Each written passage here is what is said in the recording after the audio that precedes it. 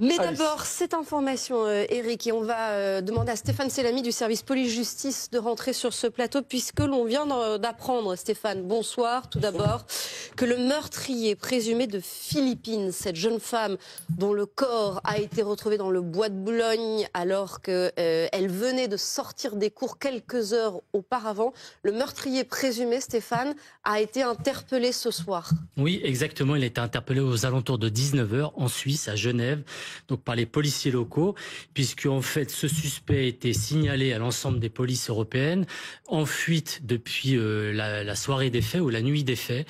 Ce qu'on sait de lui, c'est que c'est un homme de nationalité marocaine, qu'il est âgé de 22 ans, qu'il fait l'objet d'une obligation de quitter le territoire français, une OQTF, et que donc son ADN a été retrouvé sur la scène de crime, donc de cette jeune étudiante de Paris-Dauphine, qui a été retrouvée donc samedi dernier dans le bois de Boulogne. Il faut peut-être rappeler d'ailleurs à ceux qui nous rejoignent les circonstances de sa disparition, ce que l'on sait exactement des heures qui ont précédé sa mort. Alors ce qu'on sait, c'est que ça s'est passé effectivement vendredi dernier, après les cours, après un déjeuner donc au Crous de cette université.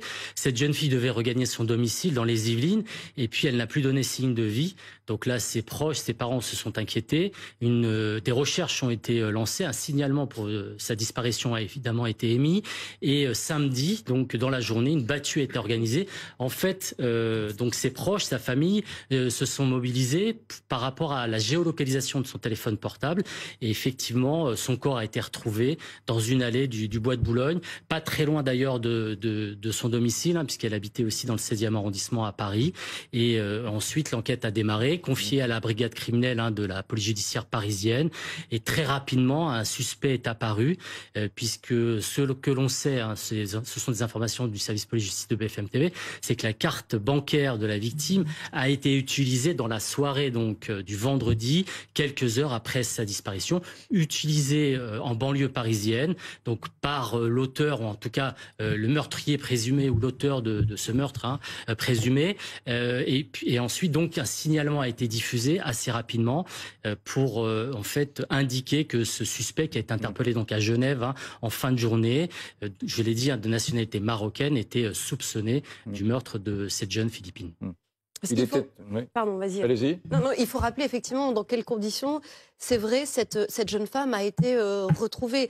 Sa disparition est signalée, son entourage essaie de lui téléphoner à plusieurs reprises et là, effectivement, ils géolocalisent son téléphone portable et ils se disent c'est là qu'il faut qu'on aille la chercher. Exactement, et donc ils se sont mobilisés très très rapidement puisque cette battue a été organisée samedi après-midi vers 15h avec une cinquantaine de personnes qui se sont regroupées avant de effectivement parcourir les allées boisées donc du bois de Boulogne et finalement d'arriver jusqu'à l'endroit où avait été déposé le corps de la jeune Philippine, âgée de 19 ans, on le rappelle, et c'est comme ça qu'en fait ils sont parvenus donc à retrouver la jeune disparue. Une enquête qui a été menée assez rapidement, Stéphane Selamy, ça a été assez rapide. Très rapide, puisque donc les faits remontent à vendredi dernier, nous sommes aujourd'hui mardi, et effectivement cet homme, donc ce suspect interpellé en fin d'après-midi.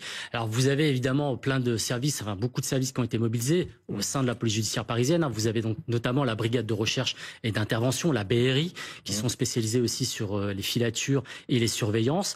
Et donc ils ont été mobilisés notamment pour surveiller le domicile de ce suspect situé dans le département de la Seine-Saint-Denis.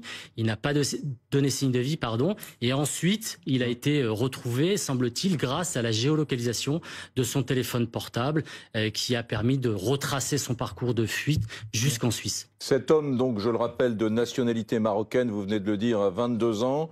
Le mobile et l'éventuel lien avec la victime, pour l'instant Philippine, ne sont pas connus pour le moment. Je répète ce que vous avez dit. Il est arrivé en France depuis l'Espagne en 2019, alors qu'il n'avait que 17 ans, ce meurtrier présumé. Et peu de temps après son arrivée, il aurait commis un viol. Un viol, exactement. C'est ce qu'on a appris effectivement là très récemment encore. C'est une information du service police-justice de BFM TV. C'est que cet jeune homme a été donc impliqué, confondu pour le viol, pour un viol commis dans le Val d'Oise, donc en 2019, en septembre 2019, sur une jeune femme, et des faits pour lesquels effectivement il a été condamné ensuite à 7 ans de prison.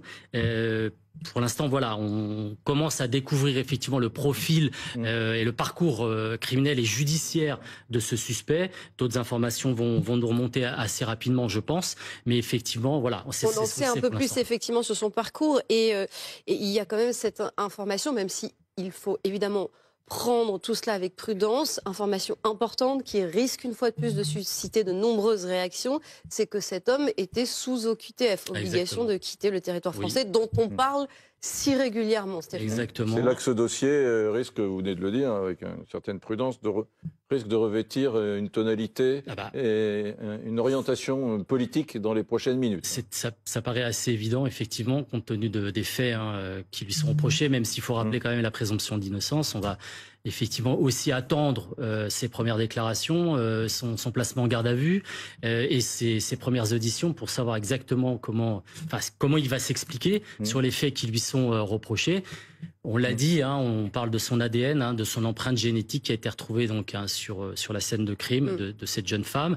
Et oui, vous l'avez rappelé, donc cette obligation de quitter le territoire français qui avait été prononcée. Ça vient d'être confirmé par une source policière à BFM TV. Donc Depuis le 18 juin dernier, cette même source en dit d'ailleurs un peu plus. Le 3 septembre dernier, un juge des libertés et de la détention l'a fait ressortir du centre de rétention où il se trouvait. Il avait une obligation de pointage. Le 4 septembre, le Maroc envoyait un laissez-passer consulaire permettant son expulsion, mais trop tard à ce moment-là. L'homme est déjà dehors et le 19 septembre, soit la veille du meurtre, il a été inscrit au fichier des personnes recherchées. Juste un dernier mot et après on fera tourner la parole. Est-ce qu'on en sait un peu plus, Stéphane, sur les circonstances du décès de cette jeune femme? Pour l'instant, non. Parce que l'autopsie a parlé. L'autopsie, oui, des premiers éléments qui nous sont remontés, en tout cas de sources policières, nous indiquent qu'il y a eu strangulation, mais ça reste à confirmer pour l'instant. Et là-dessus, il faut rester prudent.